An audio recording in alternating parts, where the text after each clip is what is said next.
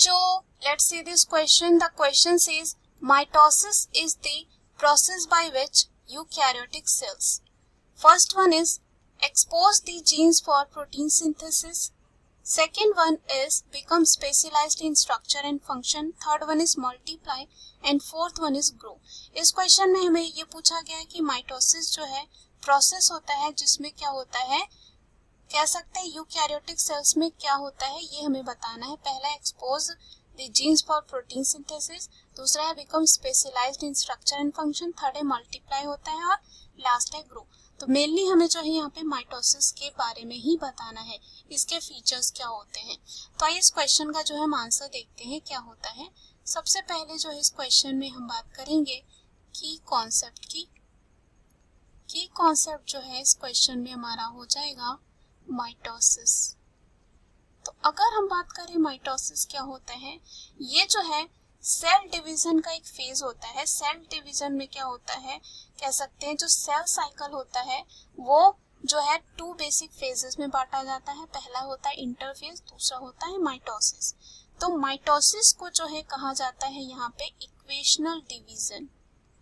इसे जो है हम इक्वेशनल डिवीजन भी कह सकते हैं.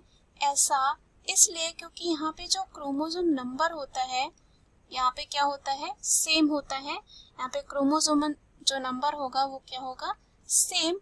लेकिन यहाँ पे जो है सेल नंबर यहाँ पे क्या हो जाएगा, इंक्रीज हो जाएगा. जो सेल नंबर होता है यहाँ पे वो क्या होता है, इंक्रीज हो जाता है. उसके बाद जो माइटोसिस होता है वो सोमैटिक सेल में होता है. किस में होता है, सोमैटिक सेल. सोमैटिक सेल कौन से हैं, जो हमारे पूरे बॉडी को बनाते हैं और हम कह सकते हैं कंप्लीट ऑर्गेनिज्म का फॉर्म करते हैं. और सोमैटिक सेल कौन से होते हैं, एक्सेप्ट जो जर्म सेल हैं जैसे कि मेल गैमेट और फीमेल गैमेट को छोड़कर पूरा जो सेल है हमारा पूरे बॉडी में उसे जो है सोमैटिक सेल कहा जाता है. उसके बाद यहाँ पे क्या होता है, अगर हम माइटोसिस में बात करें, जो मदर सेल होता है, मदर सेल जो होता है यहाँ पे, और कह सकते हैं जो पेरेंट सेल होता है, मदर सेल जो होता है वो डिवाइड करके जो है टू सेल बनाते हैं. क्या बनाते हैं, टू सेल बनाते हैं.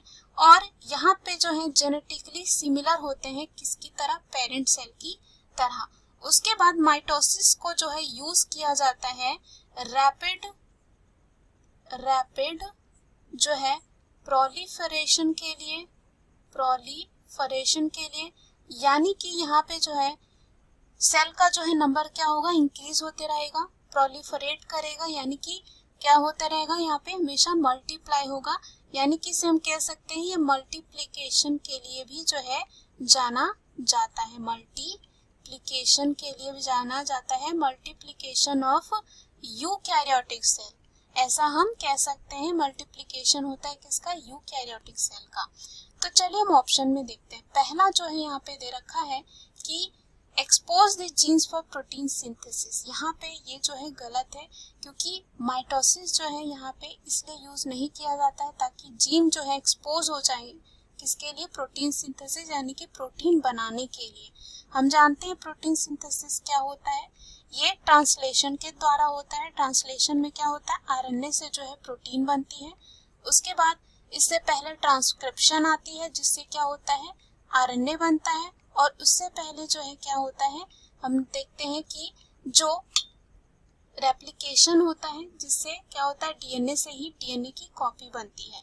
तो ये क्या हो जाता है, गलत हो जाता है. दूसरा है become specialised in structure and function.